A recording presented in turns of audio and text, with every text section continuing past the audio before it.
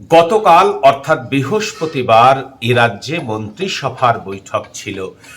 সেই মন্ত্রিসভার বৈঠক থেকে এই রাজ্যের বেশ কিছু শূন্য পদে কর্মী নিয়োগের একটা সম্ভাবনা তৈরি হয়েছে, তাই নিয়েই হচ্ছে আজকে আমাদের এই প্রতিবেদন। আমাদের কাছে বহু বন্ধুরা তারা জানতে চেয়েছেন যে পঞ্চায়েত নিয়োগের আপডেট কি, কারণ এই পঞ্চায়েত নিয়োগ প্রক্রিয়া 2023 আগস্ট মাসে প্রথম সারা রাজ্যব্যাপী পঞ্চায়েত নিয়োগের একটা সম্ভাবনার কথা শুনিয়েছিল পঞ্চায়েত মন্ত্রী।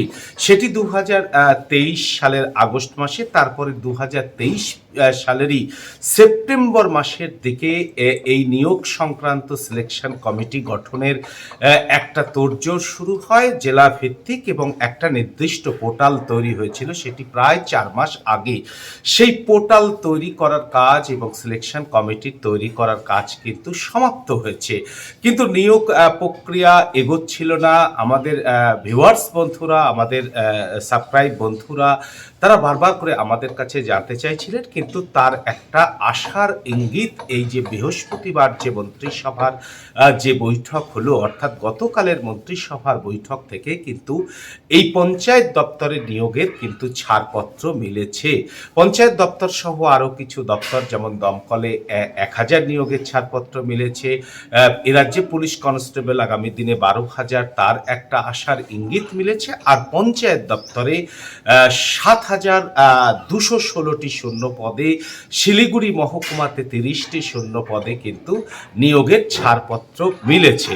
এখন এই যে গ্রাম পঞ্চায়েত স্তরে যে সিলেকশন কমিটি গঠিত, জেলা ভিত্তিক ডিএমকে মাথায় রেখে জেলা ভিত্তিক সিলেকশন কমিটি হচ্ছে গঠিত হয়েছে ইতিমধ্যেই, এবং একটা নির্দিষ্ট পোর্টালে আবেদন করার যে ব্যবস্থা সেটাও কিন্তু পূর্ণ হয়েছে। কিন্তু এখন এই যে 7,216টি শূন্য পদে, এর মধ্যে গ্রাম পঞ্চায়েত স্তরে কিন্তু 5,590টি শূন্য পদ রয়েছে। পঞ্চায়েত সমিতিতে রয়েছে হচ্ছে 5,064টি শূন্য পদ, আর জেলা পরিষদে 5,050টি শূন্য পদ রয়েছে।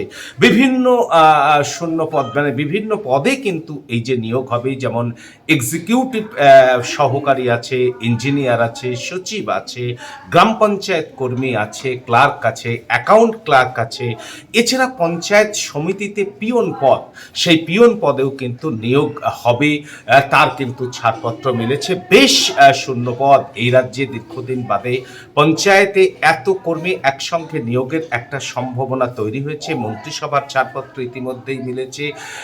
এবার ফিনান্স থেকে অর্ডার হলেই যে কোনো দিন কিন্তু এই নিয়োগের বিজ্ঞপ্তি প্রকাশ হয়ে যাবে। পঞ্চায়েত নিয়োগ সংক্রান্ত এই ছিল নতুন আপডেট।